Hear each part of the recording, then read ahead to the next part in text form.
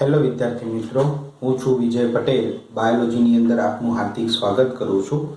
આજે આપણે એ 11 સાયન્સ પ્રકરણ નંબર 8 એ કોષ રસ પટલ વિશે આજે આપણે અભ્યાસ કરીશું. તો કોષ રસ પટલ વિશે આજે આપણે અભ્યાસ કરવાનો છે. તો કોષ રસ પટલની શોધ એ કોણે કરી હતી? તો કોષ રસ પટલની શોધ ડેનિયલ નામના વૈજ્ઞાનિકે કરેલી હતી. જ્યારે પણ 1950ની અંદર 1950માં જ્યારે ઇલેક્ટ્રોન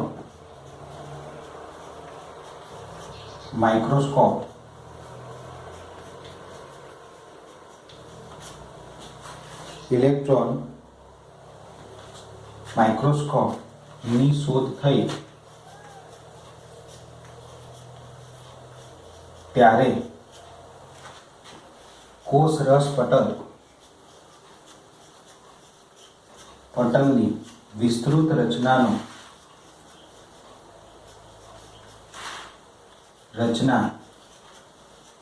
અભ્યાસ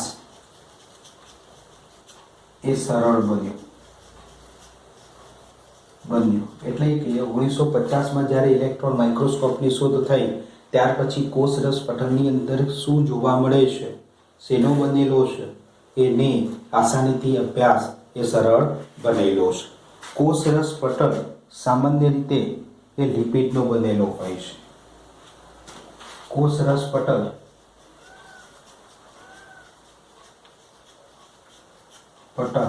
એ લિપિડનો બનેલો હોય છે.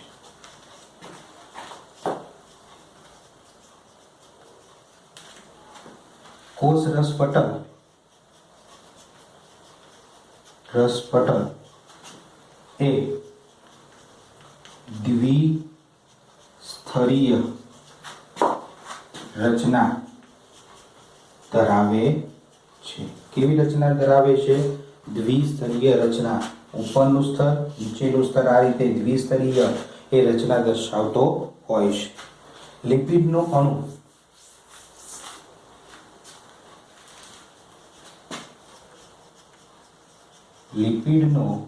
અણુ કોષ રસ પટલ લિપિડનો બનેલો છે.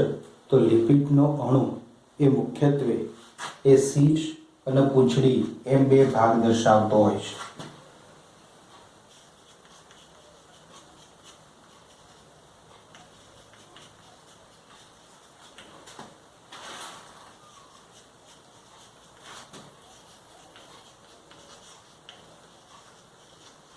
શીર્ષ અને પૂંછડી એમ ભાગ દર્શાવતો હોય છે. શીર્ષ એ કેવું હોય, પૂંછડી કેવી હોય, શેની બનેલી હોય છે, એના અનુસંધાનમાં આપણે વાત કરીએ તો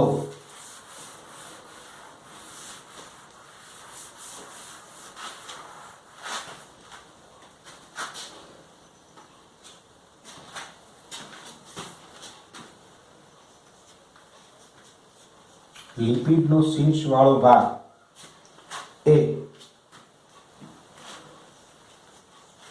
કોષ રસ પટલની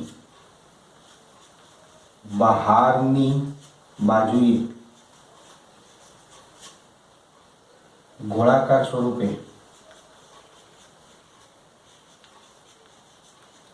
ગોઠવાયેલો હોય છે. તેઓ ગોળાકાર સ્વરૂપે એ ગોઠવાયેલો હોય છે. જે ધ્રુવીય હોય છે. કેવો હોય છે? ધ્રુવીય એ જોવા મળે છે. જ્યારે પૂંછડી કોષ રસ પટલની અંદરની બાજુએ જલ પર્યાવરણમાં ગોઠવાયેલી હોય છે.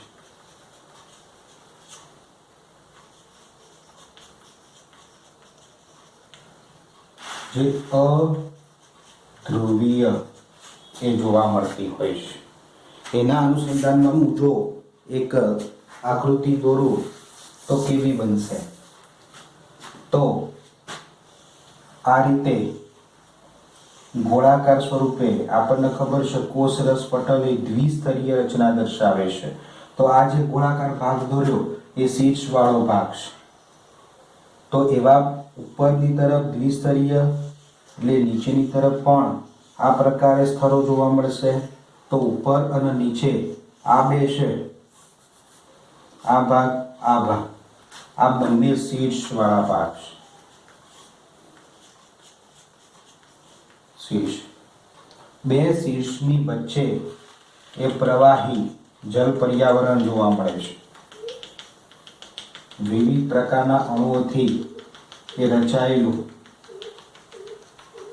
એ જલ પર્યાવરણ જોવા મળે છે. એ જલ પર્યાવરણની અંદર શીર્ષમાંથી નીકળતી અધ્રુવીય એ આ રીતે જલ પર્યાવરણની અંદર એ ડૂબેલી એ પૂંછડીઓ જોવા મળતી હોય છે.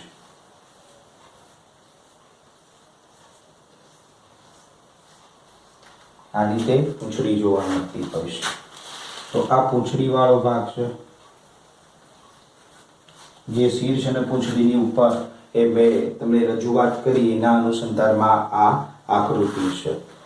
અને શીર્ષ અને પૂંછડી અને જલ પર્યાવરણ એ આનાથી એ કોષરસ પટલ એ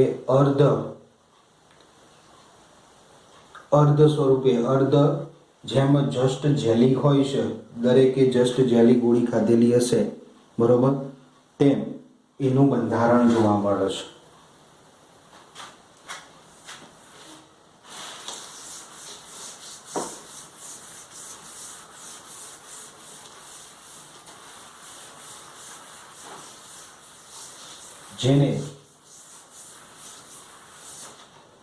જે મેં જસ્ટ જેલી જેવી એ વાત કરી, તો કોષરસ પટલ એ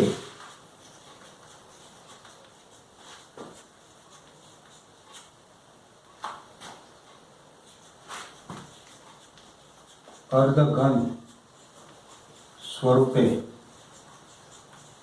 સ્વરૂપની ગોઠવણી દર્શાવે છે.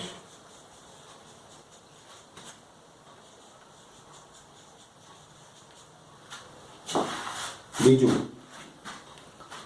થોડુંક સંશોધન આગળ વધ્યું અને એ સંશોધનના સંદર્ભમાં જે પણ એ કોષરસ પટલ લિપિડનો બનેલો હતો, તો લિપિડની અંદર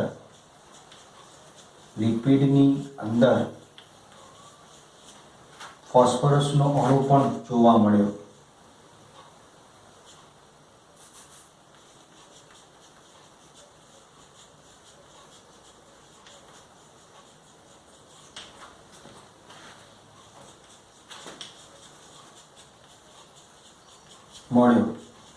ત્યારબાદ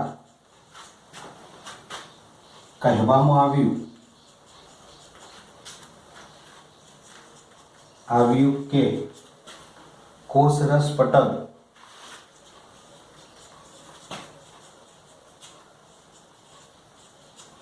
એ ફોસ્ફોલિપિડનો બનેલો છે.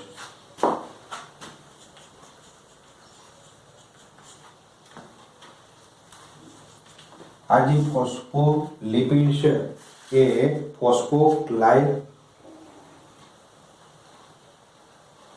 ફોસ્ફોગ્લિસરાઇડ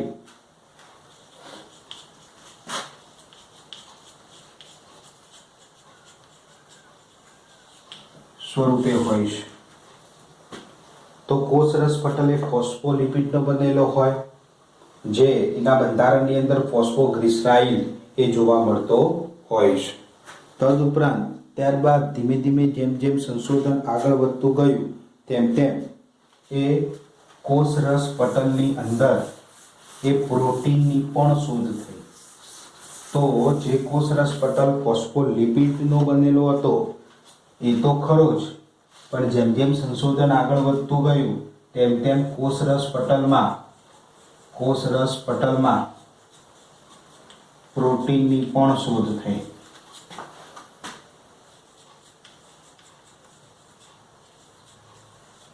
ત્યાર પછી એ શું કહેવામાં આવ્યું હશે? તો કોષરસ પટલ એ ફોસ્ફોલિપિડ અને પ્રોટીનનો બનેલો હોય છે. હવે દરેક કોષના સંદર્ભમાં દરેક આદિકોષ કેન્દ્રીય કોષ હોય તો દરેક સુકોષ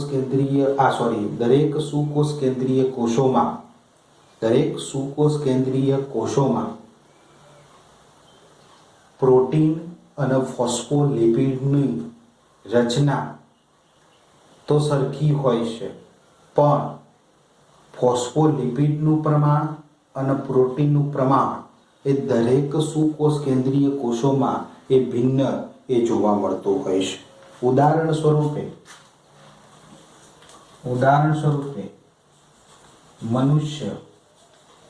મનુષ્યના રક્તકણ જેને આરબીસી તરીકે ઓળખવામાં આવે છે, રેડ બ્લડ સેલ.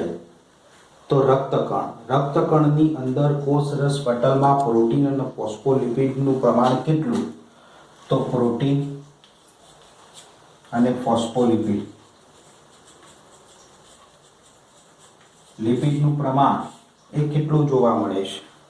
તો 52% પ્રોટીન અને 40% એ ફોસ્ફોલિપિડ જોવા મળે છે. 52% એ પ્રોટીન હોય અને 40% એ ફોસ્ફોલિપિડ જોવા મળતું હોય. એમ દરેક કોષોની અંદર દરેક સુકોષ કેન્દ્રીય કોષોમાં એ પ્રોટીનની રચના, પ્રોટીન અને ફોસ્ફોલિપિડનું પ્રમાણ એ અલગ અલગ જોવા મળતું હોય છે.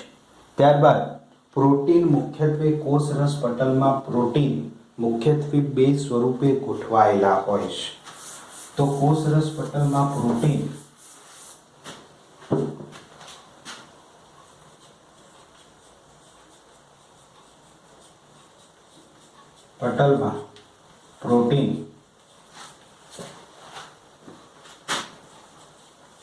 મુખ્યત્વે બે સ્વરૂપે ગોઠવણી દર્શાવે છે. પ્રથમ અંતર્ગત પ્રોટીન, બીજું બહિર્ગત પ્રોટીન. બહિર્ગત પ્રોટીનને પરિધવર્તી પ્રોટીન તરીકે તમે ઓળખી શકો છો. કેવી રચના છે? તો રચનાના અનુસંધાનમાં જોઈએ તો અહીંયા આપણે એક આકૃતિ દોરી હતી. આ પ્રકારે ફોસ્ફોલિપિડ દ્વિસ્તરીય બંધારણ છે. એટલે આ પ્રકારે ફોસ્ફોલિપિડ જોવા મળે છે. એની અંદર આ રીતે એક પૂંછડીઓ જોવા મળતી હતી અધ્રુવીય.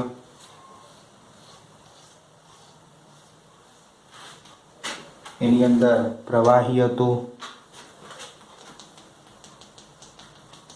પ્રવાહીમાં એ અધ્રુવીય પૂંછડી એ ગોઠવાયેલી હતી આ રીતે. હવે પ્રોટીનની વાત કરીએ. આ ફોસ્ફોલિપિડના સંદર્ભમાં છે. પ્રોટીન કેવી રીતે ગોઠવાયેલા હોય? તો પ્રોટીનના સંદર્ભમાં હું વાત કરું તો પ્રોટીન એ બે પ્રકારે હોય છે કે અંતર્ગત પ્રોટીન અને બહિર્ગત પ્રોટીન. પહેલા બહિર્ગત પ્રોટીનની વાત કરું તો જે આ ફોસ્ફોલિપિડનું ઉપરનું સ્તર છે, નીચેનું સ્તર છે. તો ફોસ્ફોલિપિડના ઉપરના સ્તર ઉપર જ આ રીતે, નીચેના સ્તર ઉપર જ આ રીતે જો પ્રોટીન ગોઠવાયેલું હોય, ઉપરના સ્તર ઉપર જ, ફક્ત અંદરની તરફ નહીં, તો ફક્ત ફોસ્ફોલિપિડના ઉપરના સ્તર ઉપર જ જો પ્રોટીનનો અણુ આ રીતે ગોઠવાયેલો હોય તો એને બહિર્ગત પ્રોટીન કહેવાય. તો આ બહિર્ગત પ્રોટીન છે. પ્રોટીન જેને પરિધવર્તીય પ્રોટીન તરીકે ઓળખી શકાય છે. હવે અંતર્ગત પ્રોટીનની હું વાત કરું તો અંતર્ગત પ્રોટીન એ કોષરસ પટલ ખરું તો કોષરસ પટલના ઉપરના સ્તરથી લઈ અને છેક નીચેના સ્તર સુધી એ આ રીતે ગોઠવાયેલો હોય સીધો. તો ઉપરનું સ્તરથી લઈ નીચેના સ્તર સુધી એ આ રીતે પ્રોટીનનો અણુ ગોઠવાયેલો હોય